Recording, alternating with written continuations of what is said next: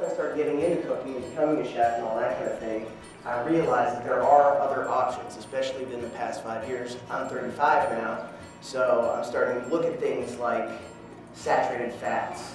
I'm starting to look at things like high fructose corn syrups and all these preservatives and things that we are putting in our food, and trying to come up with better options for people, healthier options, things for, eventually when I'm in my 70s or 80s, I'm going to be looking at my heart, and I'm going to be looking at my arteries and things like that. In turn, if I don't start thinking about it now, I'll definitely be affected even worse when I am getting up in those years. So that's one of the reasons why I've learned these techniques and continue to learn them every day. This isn't just like, here are your recipes, this is what you do. It's a constant learning process that, if you take a few basics from here, you'll be able to apply them to anywhere. All right, basically what I'm doing right now is, these are what we call aromatic vegetables. You have onions, you have carrots, you have garlic, you have celery. And the reason you'll use something in these kind of sauces and in these kind of dishes is because there's not a lot of flavor in the basic dish. I'm going to be using almond milk for a cream sauce, and almond milk tastes like almonds. It's high in protein, which is good. It's low in fat. But you have to put things to, basically we're looking to mimic something like a cream sauce. You're never going to achieve an actual cream sauce without cream, but you can come fairly close. First we're going to do is the creamless cream sauce, which is onion, celery, garlic, and carrots. Yep, I also want to mention too that in a lot of this cooking, you don't want to delete all fat. You want to use things like a little bit of olive oil, flaxseed oil, grapeseed oil, things like those. Non-saturated fats and usually oils from these seeds are the way to go because they're actually good for you, especially things like avocado oil and flaxseed. Those two oils are probably two of the best oils that you can use. They have a high burning point, so you can saute them or something like that, and they give a great underlying flavor.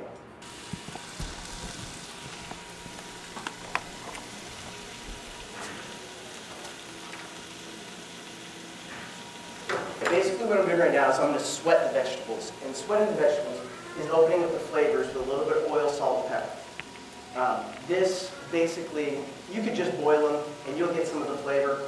But unless you open those pores and really extract some of those natural sugars, some of the natural essences of the vegetables, it's not going to be the same, and it's not going to taste as good as it would if you just boil your vegetables. Almond milk. There are multiple brands, multiple kinds. Any of them will work. One of the things for the sauce that you don't want to get is, say, the vanilla. You don't want to get anything too sweet. By nature, this is going to be a sweet milk. Personally, I drink it. I drink the vanilla almond milk. It's like having a little milkshake in a glass every morning. It's delicious. But for this purpose, you want just original plain almond milk so you can mimic cream.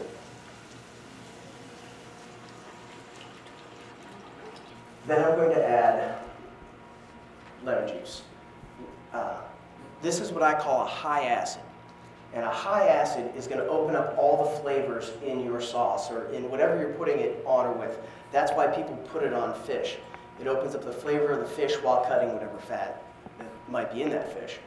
I use these, whether it be lemon juice, white vinegar, rice wine vinegar, any of those things, in almost every sauce that I cook.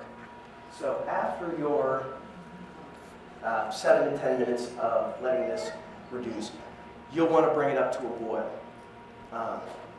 At that time, you will add probably about, for maybe this much, 3 to 5 tablespoons of cornstarch.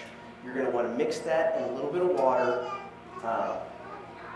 just to make a nice thick sauce. You don't want it too thick, you don't want it to be pasty, but you want it to nicely coat the back of the spoon. Basically, you want to take your solids, blend them, put them back in your sauce, and then just let that boil out for another maybe 5 or 10.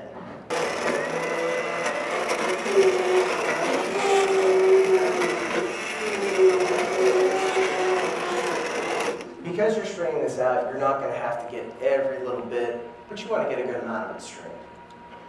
Next step is to strain your sauce. And then after that, you'll basically just add a little. For this particular sauce, I added just, for all of this back here, these 5 containers, I had maybe 2.5 cups of grated Parmesan cheese for the whole amount. So that's not a lot of cheese.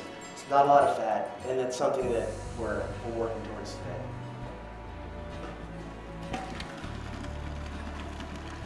Chicken thighs are a little fatty. If you want to go chicken breast, even chicken thighs, because I like dark meat, just put them in a pot with some water, simmer them out for 10 to 15 minutes, and you have chicken stock. I mean, it's honestly that simple. You can take that chicken, make some chicken salad or something like that out of it. I mean, there's 100 uses that you can do for that product too. Or, I mean, you can just cut it up like this and put it with any of these dishes. But for myself, I like to use real chicken stock. Using the stuff from the bases, they say low sodium, but I don't really believe that they're that low sodium because I taste them, they taste like salt. Rosemary, thyme, all these herbs. I think we've gotten away from using the fresh herb and have to realize that the fresh herb is where so much of this flavor comes from. And that's why I use it so much, especially in these sauces, because like I said, naturally they're not going to have a lot of flavor, so we need to give it flavor, and that's what's going to do it.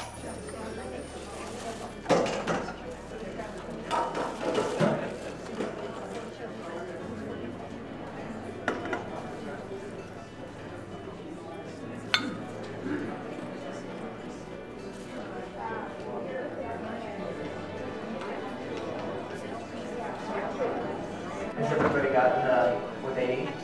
Okay. The things your possibilities are always limited to your imagination. Well, thank you all for coming.